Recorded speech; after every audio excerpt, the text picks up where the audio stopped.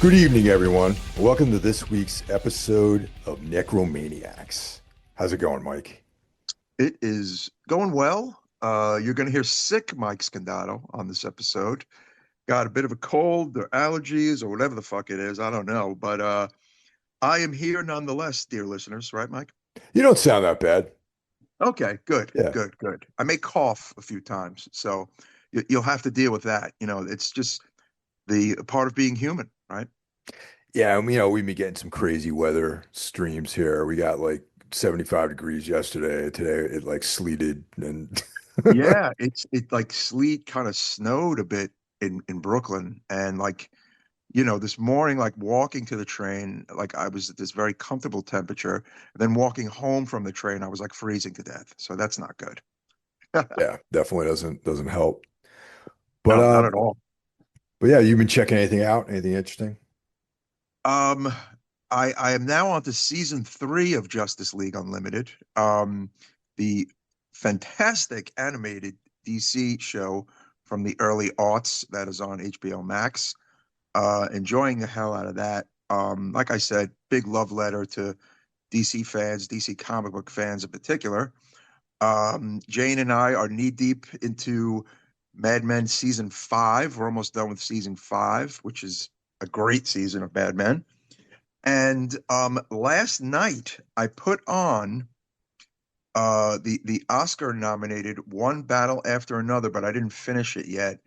I'm about halfway in. Have you seen that, Mr. Hill? I've been fixing to check that one out. I have not seen it Mhm. yet though. Okay, I don't want to say too much about it. I don't know if it's really a Necromaniacs movie. It really isn't, in my opinion, but it's a Paul Thomas Anderson movie, Yeah. and I love his movies. This is a very different one, I feel like, and it's like part of me doesn't like it that much, and a part of me is like really into it. And I don't know if that makes any sense at all, Hmm. Okay. but that is how I feel about this movie so far, about halfway in. It is very odd. Sean Penn is in it, Leonardo DiCaprio. Um, I don't know how I feel about it yet, but I'm very much going to finish it, and it's like I can't look away kind of movie. It's got some bizarre angles to it, like very outlandish angles.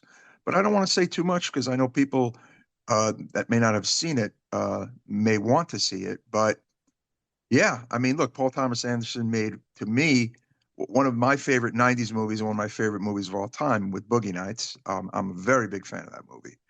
I also love Magnolia. I mean, most of his movies I dig, but this one is really different, I feel like, for him.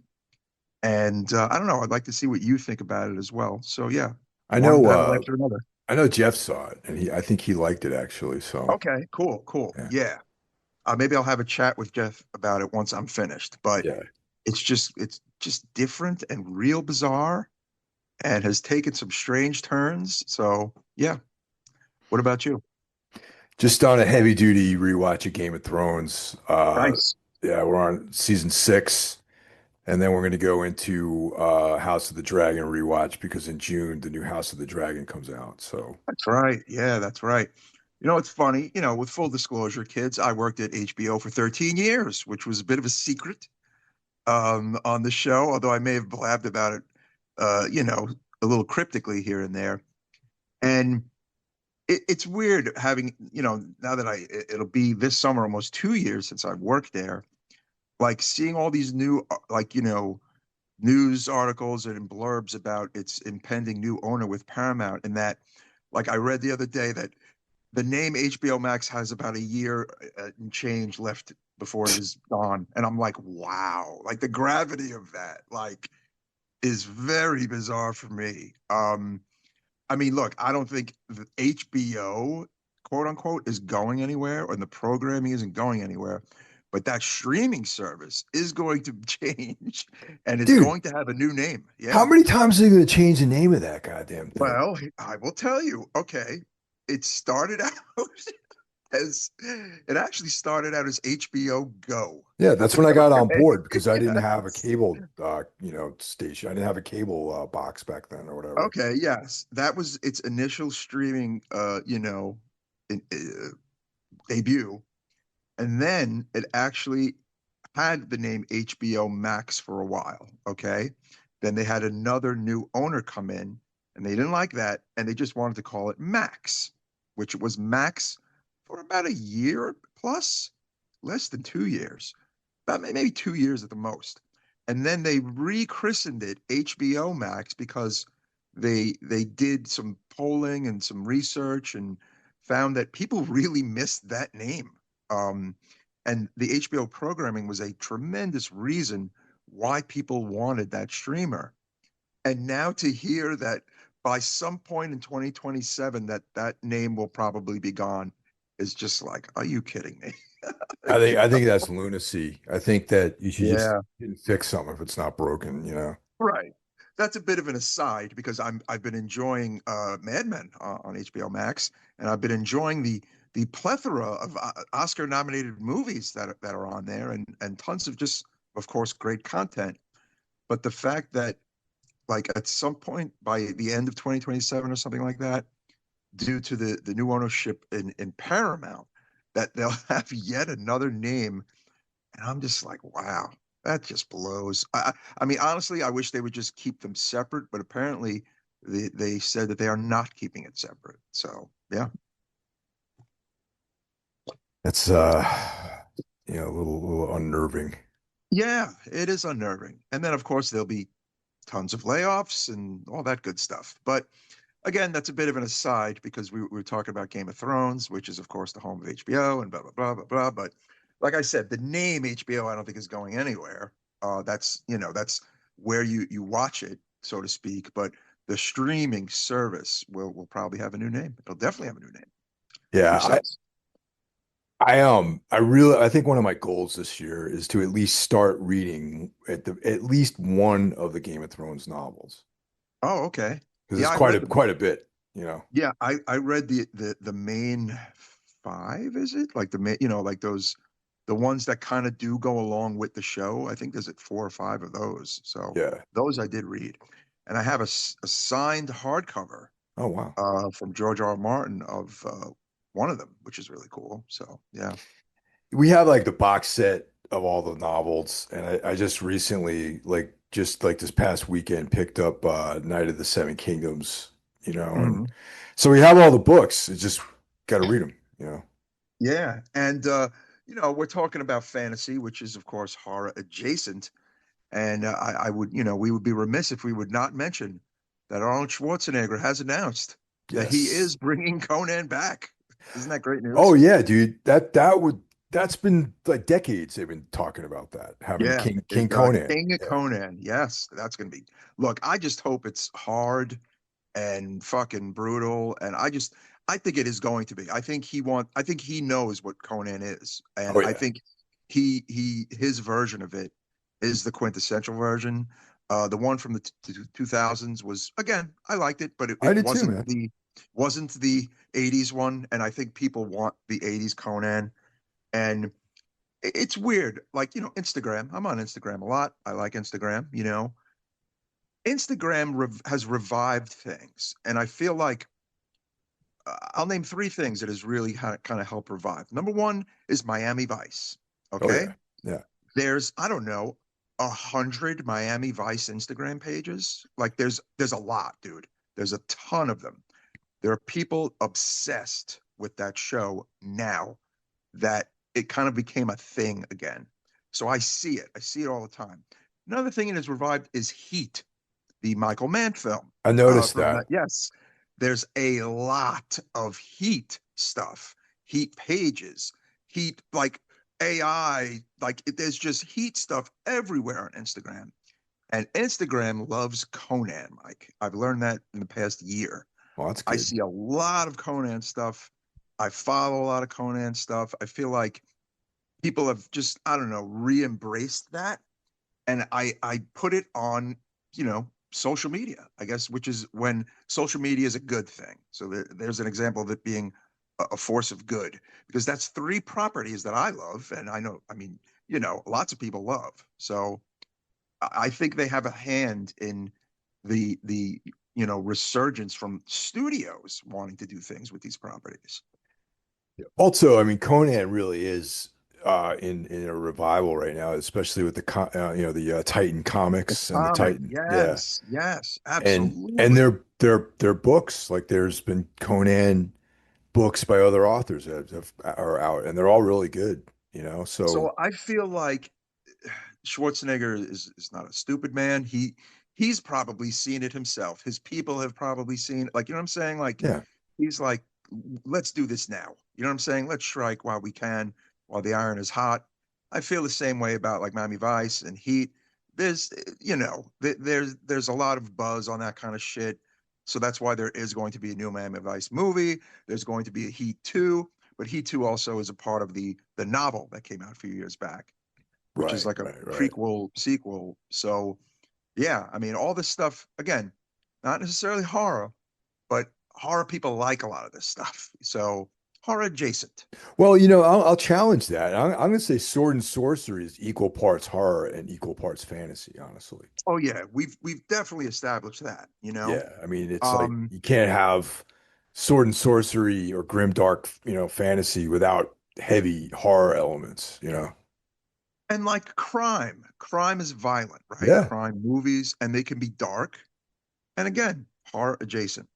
Well, we just covered Seven. Was Yeah, Seven? I absolutely. consider Seven a horror film. Some people consider it a crime thriller. There you go. And our Nighthawks episode Yeah. also, definite dark horror elements. And yeah, man, I think it's cool. I'm looking forward to all this stuff. Um, so yeah, that's what I've been kind of checking out, man. Yeah, we got some calls, huh? Yeah. Well, before we do that, we got to do some the shout What? outs. Uh, Yeah, so if you guys listen to this, you definitely should be checking out the other Horsemen of the Podcasting Apocalypse shows. Of course, kicking things off every other Monday. We've got Brandon Legion's Horror Wolf 666. And what's up on Tuesday, Mike? we have Jackie Smits into the Necrosphere. Of course, I've been enjoying that. Lots of cool interviews lately. Loving the news rants as usual, and the exposure to some bands I haven't heard of, and all that good stuff. Make sure you're listening to Into the Necrosphere for all of your extreme metal needs. Wednesday brings us the Everything Went Black podcast. And it's also Iblis Manifestations comes to you. And of course, Thursday is Necro Thursday. You can listen to that right now, as well as Mhm. day one of Soul Knox, brought to you by Carl Hagera. What's on Friday, Mike? Friday, we have Spitball Media featuring my very own brother John Draper with his co-hosts B. Show Brian and Shaheen, giving you their take on all things entertainment, media, streamers, etc. Make sure you are checking out Spitball Media, kids. And a little pluggity plug to my brother John's band, Lament. Their Drowning Room LP is finally available on all streaming platforms. They put this EP out in 1991, Mr. Hill. How about that? Wow. Damn. And yeah, it was, the 7 inches long out of print, and it has never, ever been on digital. So this label in Europe called Light the Fuse Records took the 4 tracks plus four more songs from the very same session that nobody ever heard and made a 12-inch out of it on various colors. So you can get that. But yeah, if you have Apple or Spotify, of course, check out Lament Drowning Room. Excellent early 90s Brooklyn hardcore, nice, metallic vibe with, clean singing, by the way. John's a singer, not a screamer. So yeah. Um, Definitely check that out. That's Always awesome. always plug in the fam. And didn't they do some sort of record release thing this past weekend, you were saying? Yeah, yeah. I actually DJ'd it this past Saturday in Park Slope at Monroe Bar. It was a lot of fun. Got to see some friends I haven't seen in a while. Yeah, I had a really good time. May or may not be where I picked up this cold. Who knows? But yeah, it was cool, man. Yeah, I got my copy of the record. It's funny, man. I remember doing the backups for that. Rich O'Brien, of course, friend of the show, from Dark Side, he also did backups on it. And yeah, it just brings back a lot of good memories, of that early 90s period with all the Brooklyn bands and playing the clubs. And one of our friends showed up in a Crazy Country Club shirt, which was the club where we all played in like the early 90s in Bay Ridge, which is, of course, long gone. Yeah, it was a good night. That's awesome to hear, man. Mm-hmm. Hell yes. Saturday's a day off, but what about Sunday? Sunday, Carl returns with day two of Soul Knocks. And if you guys have been following that, Carl and I are, working on our Darkness Weaves collaboration where we talk about Carl Edward Wagner and all of his great fiction. And we're wrapping things up soon. We're starting on Conan, Road of Kings, which is a Oh, Wagner nice. pastiche fiction novel written, obviously Robert E. Howard created Conan, but Wagner picked up the torch and ran with it on this novel. So yeah, Oh, very cool. yeah. And there you have it, kids. Your week of the horsemen of the podcast apocalypse. Yeah, make sure you're subscribed. Your week of fun, you know. Yeah, All of your life's needs are there. that's right. Mhm. We have a couple calls. So if you want to reach us at the Necro number, that's 908-913-0782, 908-913-0782. And first up, we got a heavy representation in Pennsylvania this week. So first up, we Mhm. got we got Tavis from Pittsburgh. All right. How's it going, guys? Taves from Pittsburgh. Show's been great, man. Really dug the 7-1. I am glad that I got to see that in theater when it came out. Definitely cool seeing it in theater. Also been really digging the Fezzen coverage. Big fan of that guy. And one of the reasons I want to call in because I just watched this movie, Trigger Man. I guess Ty West's first movie, and I guess Larry kind of started his career. Now I can see why a lot of people might not like this because it is kind of slow, but I don't know. I thought it was all right. I think it's worth a watch. Interesting to see where that dude started, and for kind of a slow, not a lot going on, moves pretty quick. It's like 82 minutes, I think. But then the subject matter reminded me of this movie from '99 called Charming Billy, which is kind of hard to come by. I don't think it's streaming on anything. Probably find a used copy floating around there, worth seeking out. And just one cool thing going on here is I'm going to go see Alan Howard tonight. He's playing a show here, so should be interesting. He did all that cool stuff with Carpenter, so I'll let you guys know how that is. But yeah, thanks for the shows, guys. Definitely help take the sting out of all the bullshit going on. So everybody take care, and I'll talk to you soon. Bye-bye. Always good hearing from you, Tavis. Yeah, seven. It got better. It aged like a fine wine, if you ask me. Yeah, definitely. Fun episode, great movie, of course. And looking forward to seeing what they may or may not do with it, in the TV or whatever series, etc. I mean, who knows? But yeah. I think that if Fincher's involved, at the very least be interesting. Oh, absolutely. Yeah. I mean, I could see maybe adding some more layers to it to make it more of a series, but of course it's great as is. Yeah. Yeah, thanks for the good words about Fessenden. Larry Fessenden is a man among men in the independent film world, if you ask me. So yeah. Yeah. Have you Hell seen yeah. Trigger Man? No, I have not seen that actually. I feel like I've heard of it though. Definitely heard of it, haven't seen it, and same deal with Charming Billy. That's something I'm pretty sure I heard about, but I haven't seen it. Yeah, we'll check them out. Well, thanks for calling in, Tavis. Up next, also hailing from Pennsylvania, we've got Mike. Mm-hmm. Necro Hoods, Mike from Telford. Oh, it's 5:32 Saturday morning. I'm on my way to work because I'm a fucking asshole that needs money. So instead of laying in bed with my lady, I'm fucking going to work. Watched a movie Thursday night called Out of the Blue. It's a Dennis Hopper movie.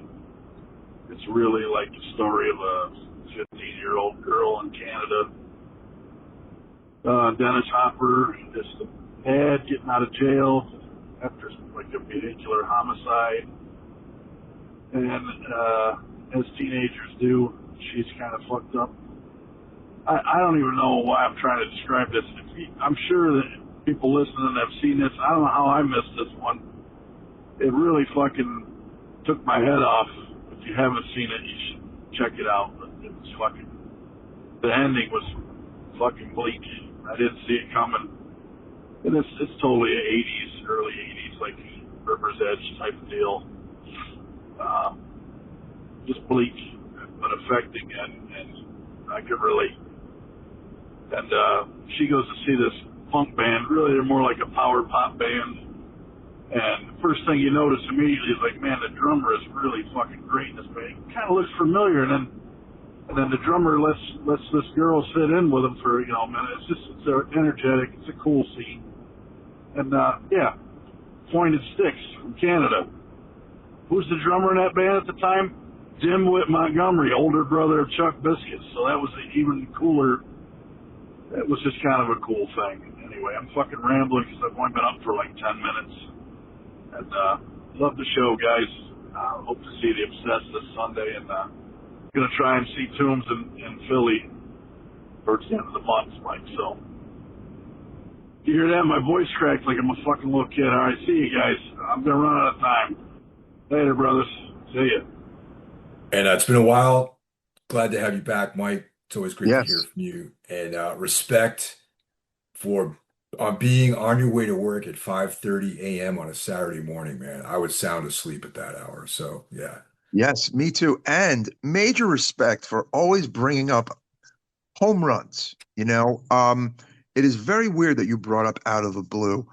I've seen Out of the Blue. I own the Blu-ray from Severin of the movie Out of the Blue, as you said, directed by Dennis Hopper. And Mr. Hill needs to see this movie Yeah, because, yeah, yeah, it is yeah. definitely Necro worthy. It is a very dark film. It definitely it packs quite a punch. It's got a music angle. It even has an Elvis angle, of course, as you know, I'm a very big Elvis fan. Yeah, it's a must-see movie for the Necromaniacs out there. Out of the Blue. Yeah, we've talked about it before. I mean, Mhm. I remember you even recommended I pick up the Blu-ray, and I haven't. But Yeah. yeah, but Well, I now I believe he's definitely, making I'm pretty sure he saw it streaming, unless he bought the Blu-ray, but I think it is out there, so we could cover it if you don't own it. Yeah. yeah. And of course, the Obsessed are a great band. We did a little run with those guys, I Hate God several years ago. Oh Excellent wow. band. Yeah. And dude, I'll see you at the show in a couple weeks, man. I'm excited. That's cool. We get to hang out. I know. I would like to meet Mike, but unfortunately, in another life, I probably could have gone on this run with you. But now I have a job, so I can't be doing those things. Yeah. Yeah, it's the show in Philly's on a weeknight, so yeah, that's Yes, school nights. School nights are hard sometimes. yeah. Sometimes. And thanks for calling in, guys. Oh yeah. Actually, I heard also from Tavis that at a show as well, so I'm excited to see Tavis again. That's gonna be awesome. Mm. Yeah. Keep the callers coming in, man. We're looking forward to it. Love hearing from you guys. Oh yes. Which brings us to tonight's film, if I can get it out of my mouth. Of course, the much heralded, the much talked about on this show, 1981 classic from John Boorman, Excalibur, Mike Hill. We're finally doing it. Yeah, we've been talking about doing this one for a while as well, and Hmm. directed by Boorman, and of course you know him from Deliverance, Zardoz, a movie I really like actually. Have you seen that? No, I still have not Oh, seen it. I got to see it. yes. I mean, I'm making a big deal out of it. I love it. I don't know if anyone else will like that movie, but I thought it was fucking cool, man. Hmm. Sean Connery's in it. Is it like sci-fi? Like what is it? Yeah. Yeah, it's like weird science fiction. Okay. Yeah, Awesome. definitely strange movie. But I personally love that movie. Um, Zardoz. yep. Yeah. Exorcist 2, The Heretic. He also had a hand in that. He did. He did. I Yeah, wanted to say a little something about that a little later, but yeah, that's his film. Yep. yeah. And Boorman co-wrote this with Rospo Pallenberg. hmm And this is based on Le Mort d'Arthur by Sir Thomas Mallory. Yeah, I mean, basically a little bit of the lore about Excalibur is that, Boorman was always in love with the King Arthur tales and the King Arthur story, and liked fantasy and all that. Like he really wanted to make a Lord of the Rings movie around this time period, though. Um, Yeah, yeah. and he could not acquire the rights from the Tolkien estate at the time. So he, excuse me, ended up doing this movie instead. How about that, Mike? Yeah, that's something, man. Back then, I mean, it's interesting to know that how many decades went by before Lord of the Rings was actually made. Mm. That's Well, backstory to that. like yeah, the early development of Excalibur was, you know, an unproduced adaptation of Lord of the Rings. Um, they shot the whole thing in Ireland, and look, I almost feel like the world wasn't really ready for a really solid live action Lord of the Rings yet in 1981. What do you think about that statement? I agree on a number of levels. Like number Mm. one, the Ralph Bakshi Lord of the Rings animated was fantastic, I thought. I love that. But Yeah. again, they couldn't finish that. No, Like they no. wanted to do so much more. Not only did they want to do more movies after that, they didn't even get to put what they wanted to in that movie. Like actually, there's a whole Yeah. drama with that movie, where they kind of sped up the whole story. Like it was supposed to be the first of three movies, you Yeah, know? yeah. They didn't finish the whole epic in that one. No. And that's the thing. It's like no one was making like three-part epics back then. And that's the only way you could really tell Lord of the Rings. Right. And I also, I don't know, I just feel like visually and it probably just would have been kind of cheapy, maybe. You know what Yeah. I'm saying? Or No, just I kind agree. of, just not what, of course, the Peter Jackson movies went on to be. I actually love those movies. I'm a big fan of the Me Lord of the too. Rings stuff. Um, but yeah, look, I'm sorry. It's not like Excalibur is some kind of second place consolation prize. This movie is fucking amazing. Okay. And we will be singing its praises. I'm glad he made this film. Like, I'm glad that he chose the Arthurian legends as opposed to trying to adapt three Mhm. novels, into one movie. Yes. And Mhm. even with that in mind, it's like, each there could have been this film could have been more than one movie too. Just, the scope of the Sir Thomas Mallory stories, they're Yeah, I agree. just yeah, it could have been like a couple films. Um, but you know what? Like this cut that we watched, this, beautiful Blu-ray from Arrow is, let's see, how long is it? 141 minutes. Yeah, it's an epic. It definitely breathes, shall we say. But I will say, I was not bored at all. I mean, look, No, I've seen the movie before, yeah, but this is the best looking I've ever seen it. And I was tempted to watch on the three discer that we both now own the 120-minute version of the movie because I feel like I have seen that version as Hmm. well back in the day. That was like the Yeah. television version. So I'm tempted to see what that looks like and how much they cut out. But man, did I enjoy this really long version of this movie. Um, you know, I this is literally the first Blu-ray I bought in a minute. And I knew I was going to buy it when I heard about this movie. I had to own it. Just to talk a tiny bit about it before we talk about the movie. Like I said, it's a three-disc film, and it comes with like lobby cards and a poster and this really nice booklet with interviews and behind the scenes stuff. So we can't recommend you actually buying this movie enough, huh?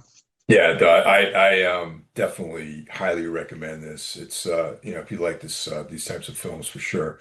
I haven't worked through all the extras on it just yet. But Hmm. yeah, this is it's jam-packed, and it's great. It's a nice long cut of this film. I saw this in the theater with my dad. Wow, that's awesome, Yeah. man. Yeah, my dad took me to see this when I was a little kid. So Do you remember any of it? I yeah. mean, no, Oh yeah. that's cool if you remember it. Yeah. Yeah, there's very specific things I remembered about the movie. Mm, But I've seen it since, obviously over the years I've revisited it. wow. Yeah. But no, it's funny. I also learned in doing some research about it is that contrary to popular belief, Exorcist 2 did well at the box office. And John Boorman used the money from that to help make this movie. How about that? Yeah, there's no doubt in my mind that Exorcist 2 did well. It didn't age well though. No, no, no. Yeah, I mean it's a wild movie, so to speak. But I actually was under the impression it was a huge bomb, but apparently no, it was not a huge bomb. It made money. I guess because people like, hell yeah, I want to see a sequel to The Exorcist, you know? Yeah. Mm. Yeah, time has not been kind to that though, for sure. No, no. But yes, yes. So let's run through the cast. Yep. We've got Nigel Terry as Arthur. We've got Helen Mirren as Morgan Le Fay, as but there's like a young version of her too. There's Kay McLaurin as as the older Morgana, and Yes. Helen young. Mirren looks fantastic in this movie. She's Oh a yeah, beautiful woman. Oh yeah. yeah. Um, Barbara Byrne as the young Morgana. Mhm. We've got Nicole Williamson as Merlin. He was Uh, awesome.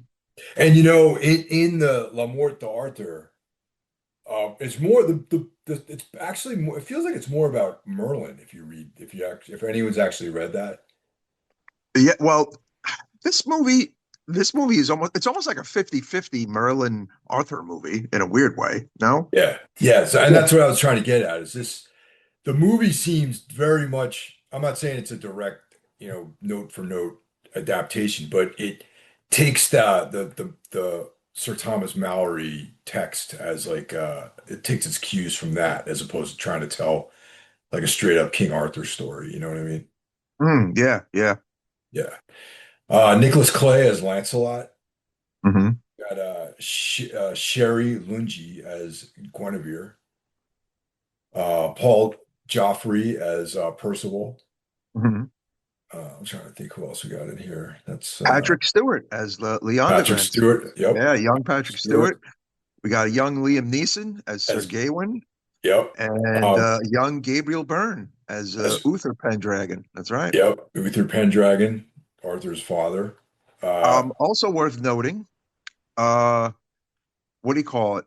We have Robert Addy as the teenage Mordred, but the very young Mordred was played by Boorman's son, Charlie Boorman, and Charlie, what do you call it? Boorman's daughter, Katrine Boorman, was Igraine. So both of his children were in yeah. this movie, Mike. Yeah, Yep. I wanted to make sure we had Katrine Boorman as Igraine.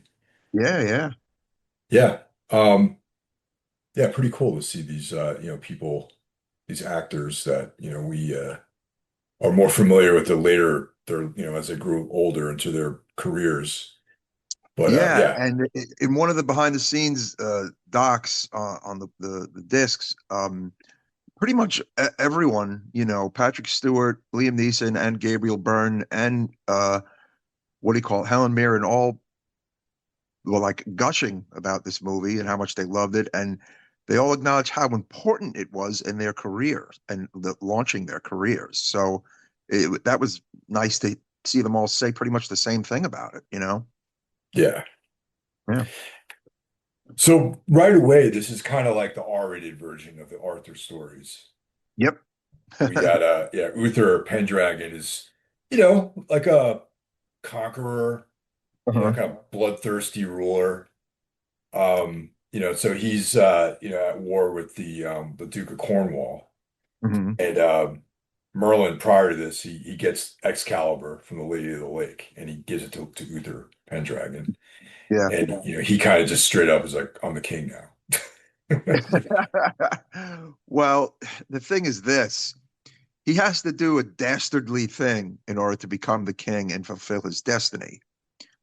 Um, he basically cloaks himself as the Duke of Cornwall, Yeah, while the Duke of Cornwall is off to war trying to fight, Uther's people, and makes love to her under the cloak, as a Duke of right. Cornwall. Yes, Yeah, right.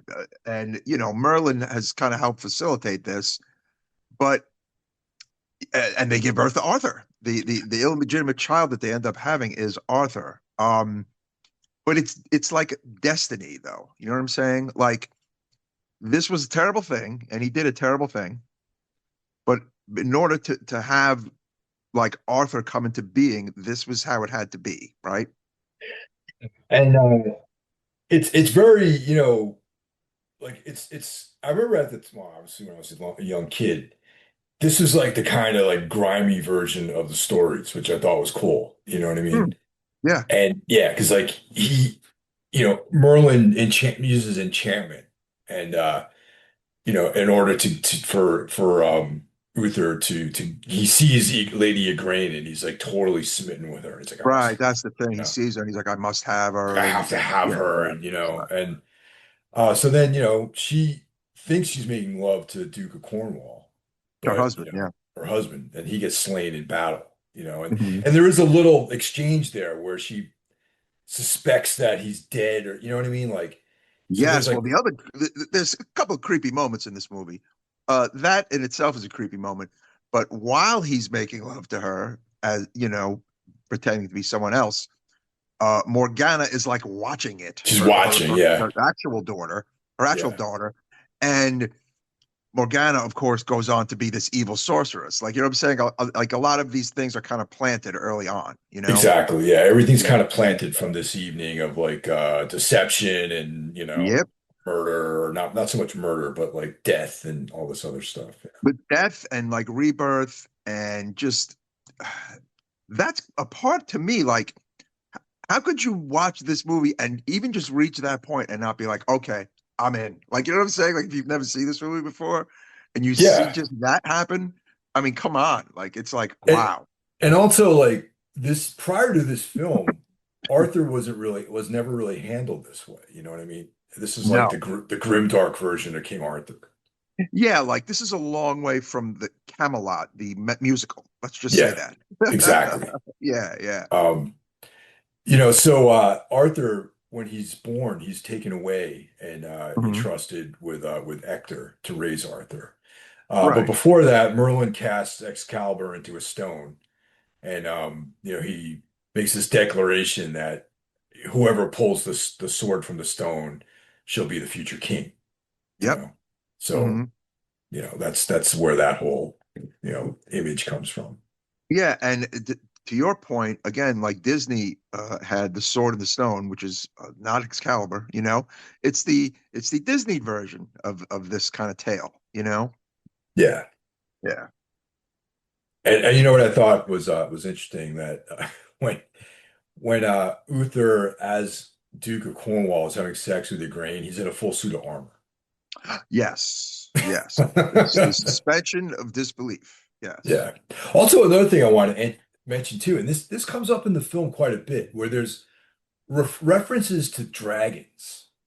Mm. Like when Uther rides out to take Lady Igraine, Hmm. Merlin's like, ride the breath of the dragon or something like that, Right. Right. like feel Right. the dragon, but you don't see a dragon ever. I feel like that's kind of a metaphor in a Yeah, weird way. which I thought was cool. Like you just see Yes. these mists, and then it comes up again later, like towards the end. They talk about the behold, whatever, and it's like the dragon, and then you see just mist. It's cool. Yeah, I mean, and again, a dragon in that, it would have looked hokey. Like I'm glad that there was no dragon, right?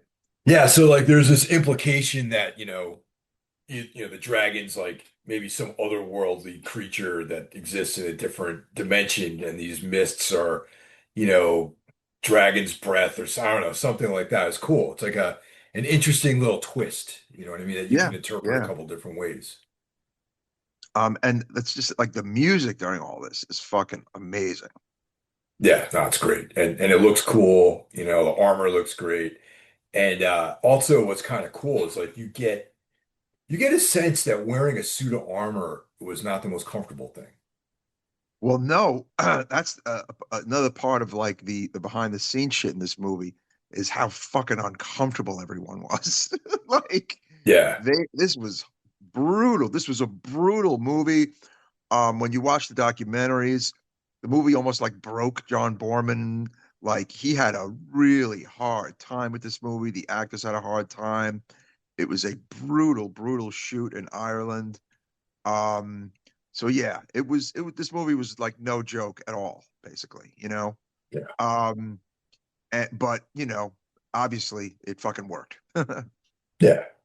So, you know, Arthur, as I mentioned earlier, is being raised by Ector, and he becomes his son's squire. His son's name is Kay. Mm, So, you know, every year they have a joust, and right. you know, the winner of the joust has his turn trying to pull the sword from the stone, right? And another thing I loved about it too is like, you know, we've grown accustomed to seeing certain things portrayed in a certain way, you know, like Mhm. we were just talking about Game of Thrones earlier, you know, these gigantic castles and pageantry and, you know, these knights and this, you know, field of battle and everything, like, you know, the jousting. And this literally is just like a bunch of dudes on horses with lances. Yeah.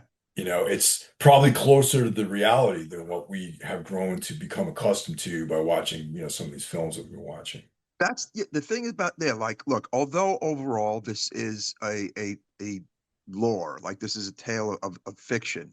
Although apparently I've read some interesting things that King Arthur may have existed, but they're not 100% sure.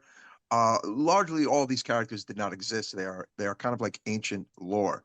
But what did exist though was the a time where men battled in this gear. Yeah, Like that yeah, existed. totally. Like this world existed. The fantastical elements of this world, of course, you know, probably didn't happen.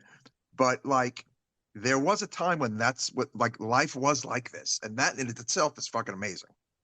Yeah, and the film really captures that, I think, you know, Yes, yes. and Uh-huh. especially when they actually fight, it's like clumsy and like they're you know, wildly swinging these swords at each other, and it's like, Yeah, yeah. you know, Like it just jousting really happened.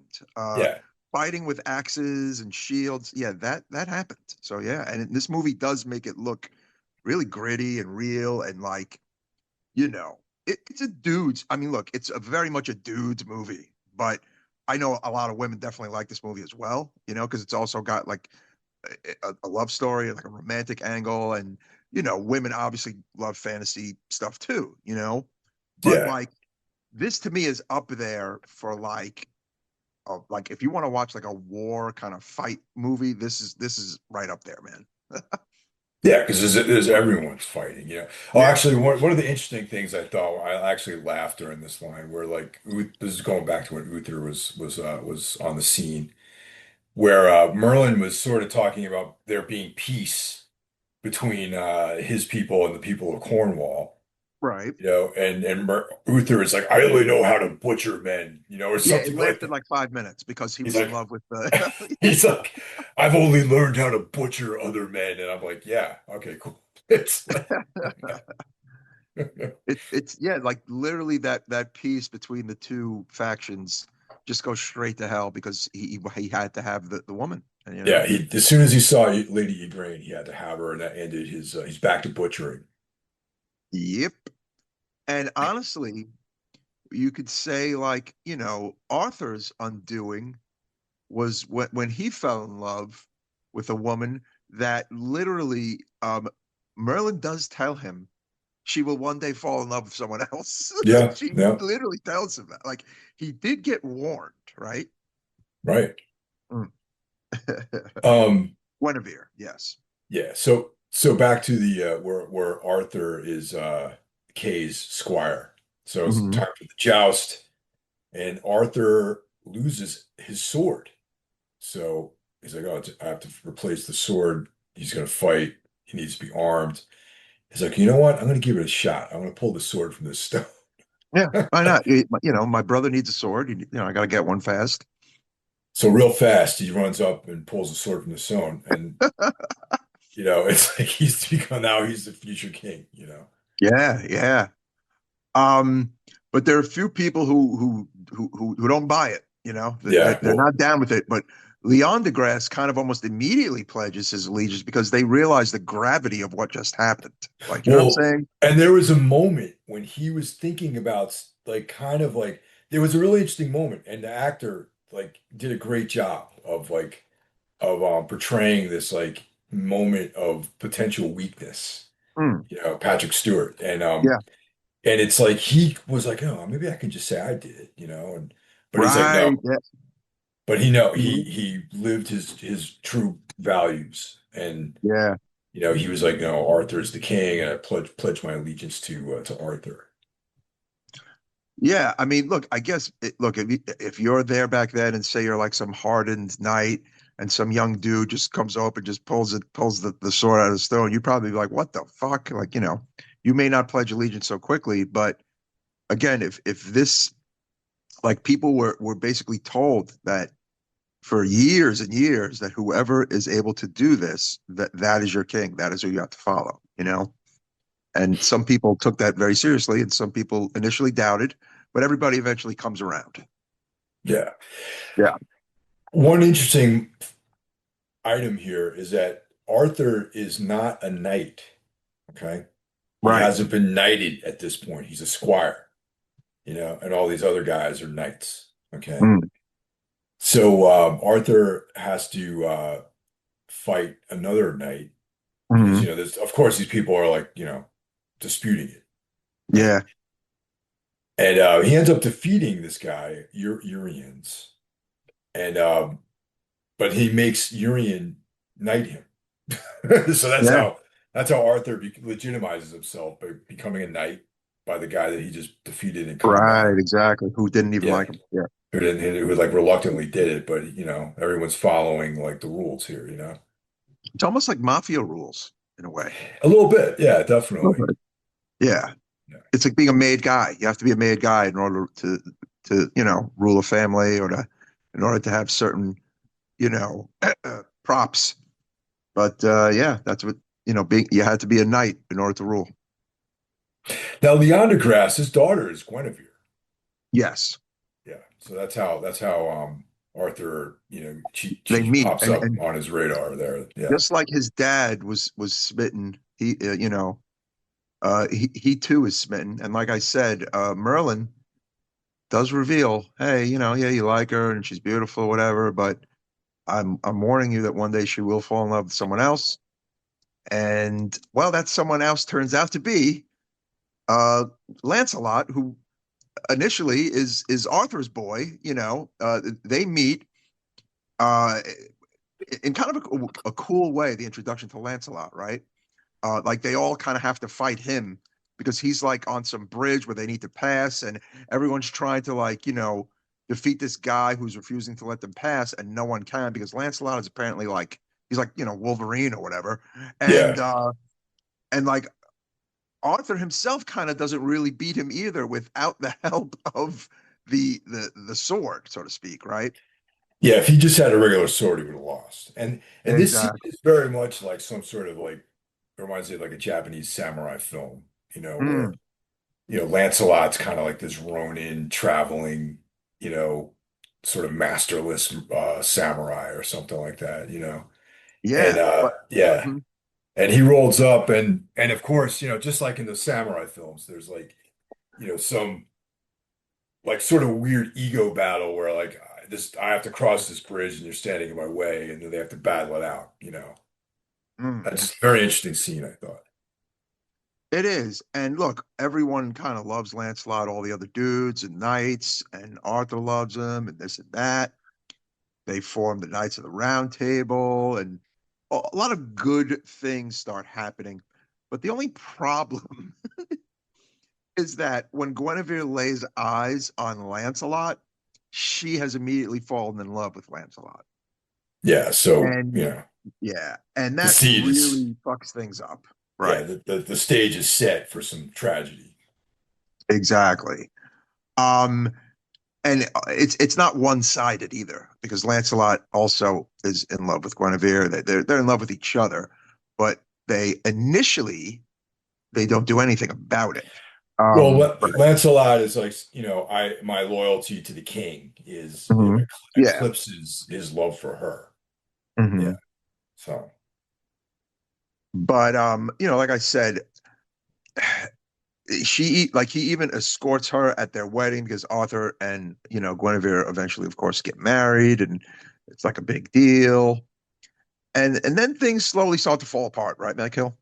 yeah, that's right. Yep. Yeah, I think it's Gawain who accuses Guinevere of cheating on Arthur. And then there's like this, they have to have this duel, to trial by combat, I guess. You know what I mean? Yes, to restore her order.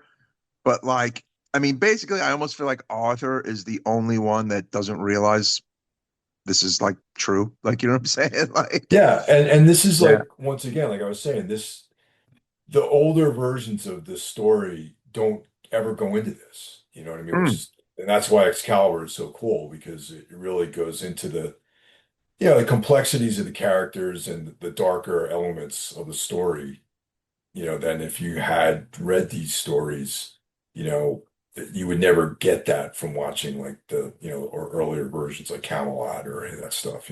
yeah. And while all this is happening, folks, Helen Mirren's character of Morgana is kind of just observing. You notice that she's in the shit. Yeah.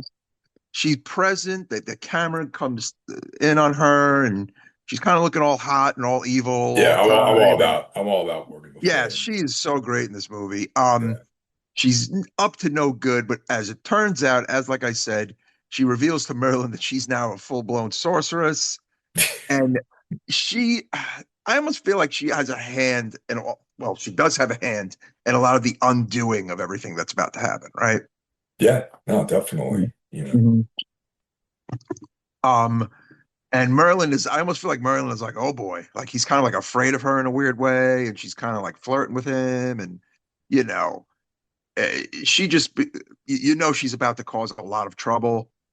Um, but basically, a prophecy of kind of Lancelot and Guinevere kind of gets fulfilled, so to speak, because although there's that duel for her honor and all that shit, Lancelot is still kind of like, I can't be around any of this, and he kind of pieces everybody out. And then, of course, one night Guinevere goes to see him, and they sleep together, and it's just like kind of like a weird moment in the movie, like because up until this, the movie has actually gone from a dark place to a very positive place. No, Yeah, I can see that. Yeah. And right? let's also mention that Percival is the one uh, who steps up and is the champion. Uh, Yes, with and yeah. Sorry, I forgot Percival about is Percival. Yeah, yeah, he's important to mention him because he's the one who actually goes out on the quest for the Holy Grail later. Yep. right, right, right. Percival is like this new knight, like younger, and he's not as accomplished, but he's the one who actually steps up, and he becomes a very important figure later on. Yeah. But yeah, like all this fucked up shit starts happening. And And I feel like Gawain, Morgan. Sir Gawain is the Green Knight, so he has this whole other story, and this is what I'm getting at. This could have been Mm, a series. This could have been like these stories could be made into like an HBO show or something like that. mm.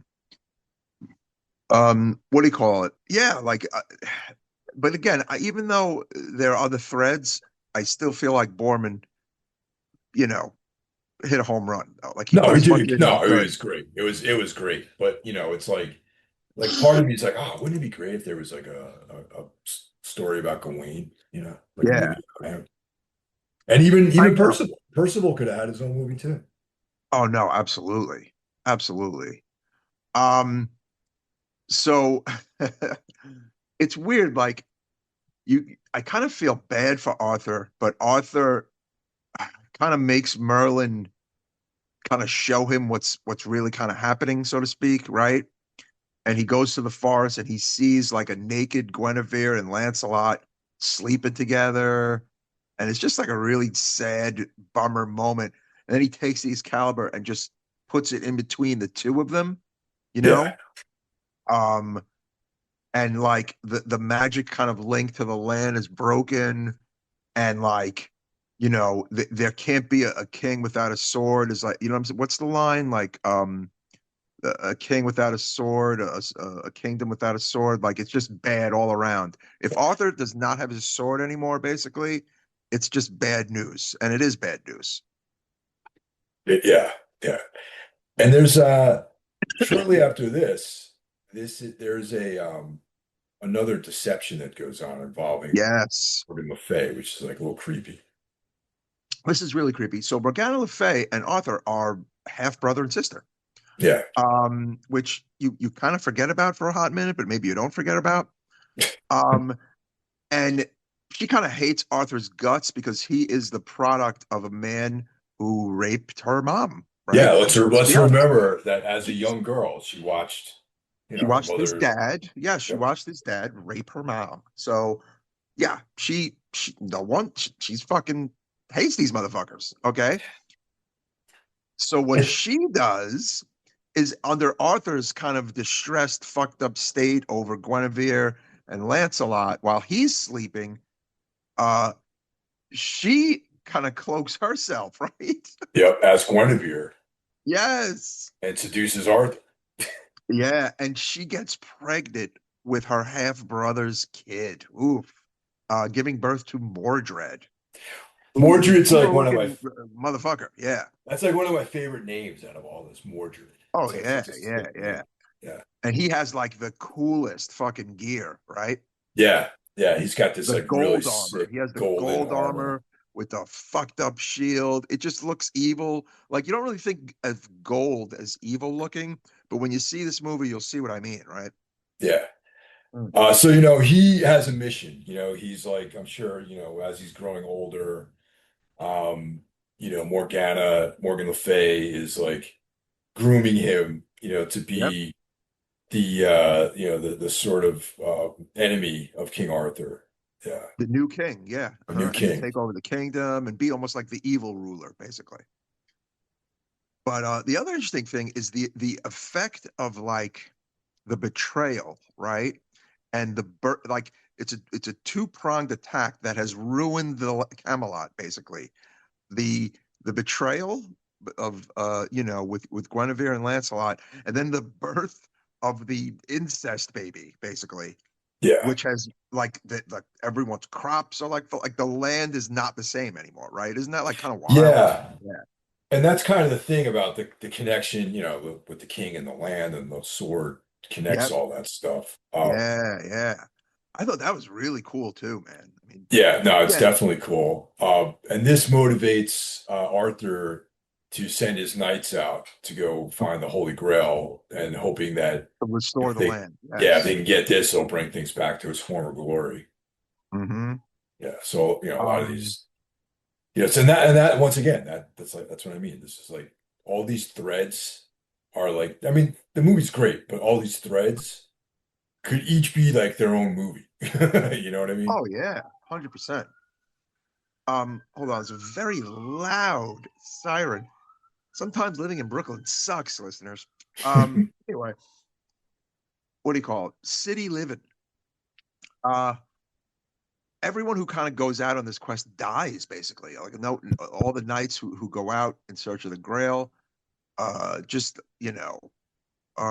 meet these terrible fates. But Percival goes out and he actually finds Mordred. Mordred's kind of fucking with him, and he finds Morgana, and Morgana actually shows him the Grail, right? Yeah. Yeah. You kind of feel bad for him. Like he's seeing all these like hang dead knights everywhere in the forest, and he himself is kind of fucked up. Again, it's just like another kind of layer of this long but definitely not boring story. Well, also he himself is hanging at one point. Yeah. And like the spur of like another dangling knight cuts his the rope that's hanging him, and that's how he survives. Yeah, and Mordred ends up killing Urians too, actually. Yeah, Oh, but that's a little later on. Sorry. a little later on. Yep. But yeah, Percival, he's the one who actually finds the Grail, and like he's got his own storyline, and Hmm. it's you know it's a pretty interesting strand that hopefully I would love to see these all developed into films again. Yeah. Um, so we see like Mordred kind of age a bit from being played by John Boorman's son to being played by another actor. It's kind of like I guess like a late teens version of Mordred. Yeah, Real kind of sinister looking young man. And he goes on horseback to Arthur's castle and demands the crown. And Arthur says to him, "All I can offer you is my love as your father." And then Mordred says, "That's the only thing I don't want." And he goes, ah, and he's like, you know, I'm gonna have to come back and fucking take this by force. And again, like a fucking great scene, right? oh yeah, definitely. It's like epic, just epic, adventure. Totally, totally. Um, there's some great battle scenes in this movie. And we didn't really get too into those. This particular battle scene at the end with Mordred's army and Arthur's army is really fucking cool. And once again, it's like you really get a sense of like men fighting in metal suits. It's like, Mhm. sometimes you watch like some of these films where these guys are wearing armor and they're moving in a, really the way they move is, I would, no, I've never fought in a suit of armor, but I would imagine it's kind of challenging to be carrying all that extra weight. Yeah, yeah. Um, at this point, things kind of start moving a little fast because Percival it is he manages to find Lancelot actually as like this crazy old man, right? Yeah, he's all beard now at this point. Yeah, yeah, he's renounced his knighthood. Um, Percival almost dies again, but he manages to actually prove himself Grail worthy. He manages to bring the Grail to Arthur. Uh, Arthur drinks from it, and the land is revitalized, actually. Right. So Um, his, and they able to rally the troops against Mordred. And then in a kind of a touching scene, Arthur finds Guinevere away at some convent, and they kind of reconcile with each other. And a very cool scene. It turns out she has had Excalibur this whole time because Excalibur has kind of been missing for quite a while, that's for right. years, and she has held on to it, and she gives it to him. And you know, again, like hope is kind of getting restored, and you're feeling a lot more positive about this final battle. Yeah, and at this point, prior to this, Arthur was kind of like, A mess. kind of a mess and, just very Mm. haggard and everything, weak. What we forgot to mention is that at one point Morgana kind of ensnares Merlin and like traps him for again years. That he's like out of the picture for a while, right? Oh, that's right. Yeah. Yeah, we forgot about that.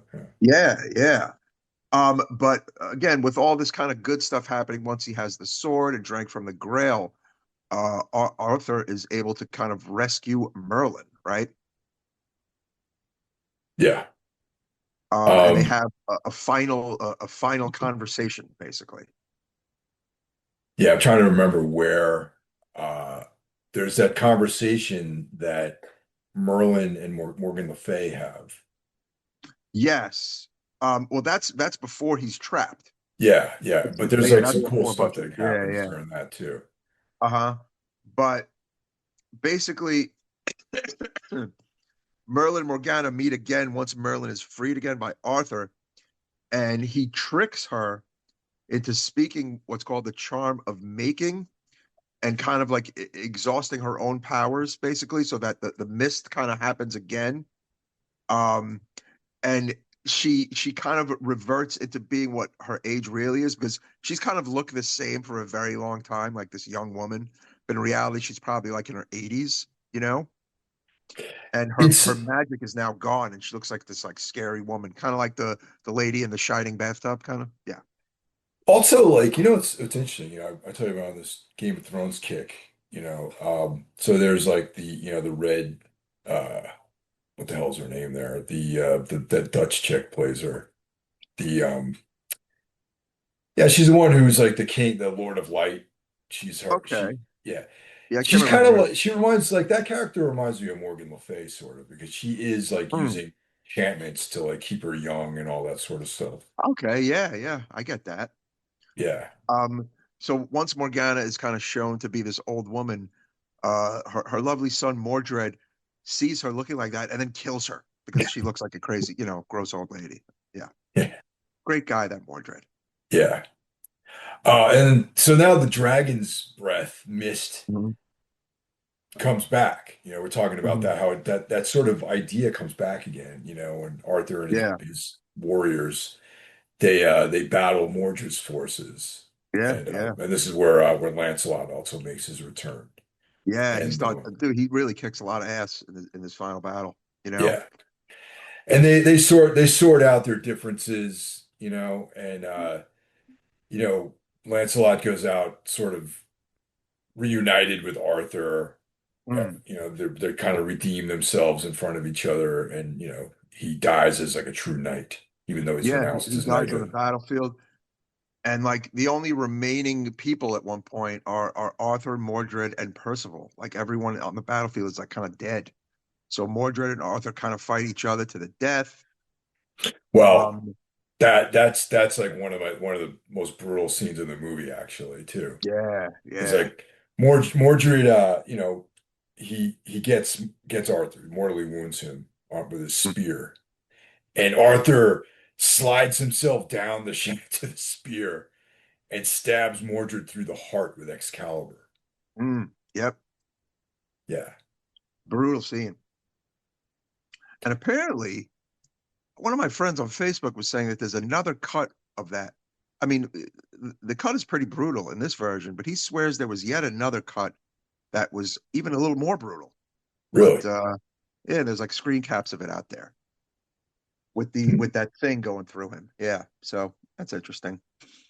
Um, but in Arthur's kind of dying breath, he tells Percival to throw Excalibur into the water because one day it'll rise again for like a new worthy king, and he does just that.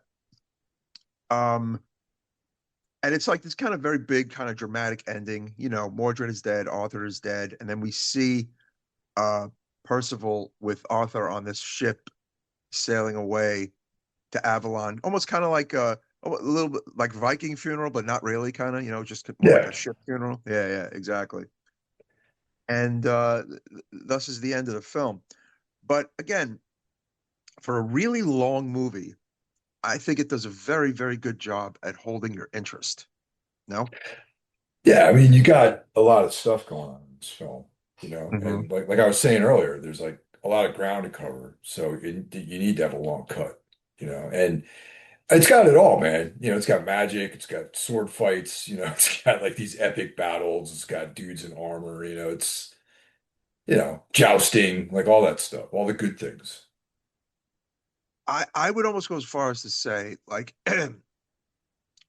like there is no Game of Thrones without this movie in a weird Oh, way. I No? agree. I agree. I agree. Yeah. And Like, and you remember when this oh, came out, there really wasn't anything like this either, man. This was like a new wave of this type of film. it was. I mean, I guess it's a part of that. It's a part of the sword and sorcery era, your Conan and this. And there was a brief period in time in the beginning of the 80s where there was a bunch of these movies. But I mean, a lot of those movies are just not that great. This is a fucking great movie. Yeah, no, definitely. It looks good, the sets look good, shot really well, you know. And another thing is it's taken serious. Yeah, That's yeah, like definitely. it's taken very serious. And the actors are really good. So it's like Yes. you have to do that. Like if you want to make something really fantastical work and have people really like drawn to it and like have people forget about real life, you have to just really be married to this. and everyone is married to this dude, and that's why it's so cool. Yeah, no, definitely. And yeah, everyone's all in on this one. Yeah, and the same for Game of Thrones. Like, I think, like, I feel like, especially in the initial series, like, it was just like, this was like, the people became those characters, you know? And, like, people loved those fucking characters, you know? Like Jon Snow, and, you know, it's just, you got to really fucking give of yourself. Like, it can't be tongue in cheek, and it can't be, like, camp, right? Oh, I totally agree. And like you mentioned before, there were a lot of films that came out that did not take it as seriously, and they Mhm. suffered for it. Yeah, and look, it doesn't hurt that you have like a really class director, you know, in John Boorman, and that he loved this kind of stuff, you know, and like he really wanted to make a movie like this. Yeah, And absolutely. a funny aside, he lived so close to where this was shot. He lived in Ireland that he went home every night. That's Like, yeah, funny. yes, he went home every night, which is very interesting. You don't get to see that a lot with directors in movies. But yeah, shot on location in Ireland, man. I bet, man, it must have been something making this movie. I mean, when you watch the extras, you'll see what I mean. Like, it just, just be in this world, so cool. So what would you give this as a score, Mike? It's a 5.55, man. Come on. Yeah, I agree with that. It's a 5 out of 5 for me. Yeah, it's a 5. Yeah. And I'm really glad this Arrow Blu-ray came out. I feel like people are really kind of talking about this particular, version. It's also on, UHD as well. Um, you know, Again, I feel like sometimes, great movies go to sleep for a while and then they're kind of reawakened. And this movie has been kind of reawakened, in the sphere of things. Yeah, this has always been like one of my films that I've loved. Mhm. So I Yeah. was really, really happy we got a chance to talk about it. Hell yeah, man. All right, all right. We finally did it. Yeah. Excalibur's in the books. And thanks for listening, everyone, and we'll talk to you next week. Take care. Take care, everybody. Bye bye.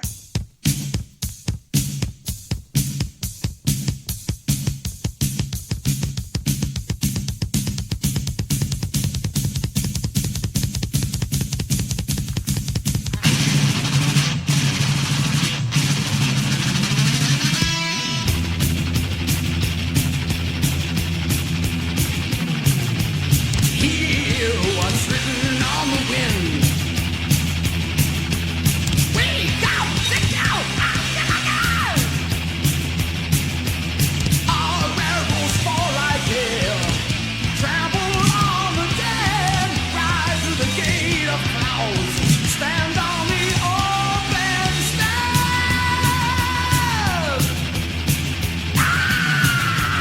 Run berserk, spreading fear and pain. Black shield and weapons, black our chain. None can harm us, not their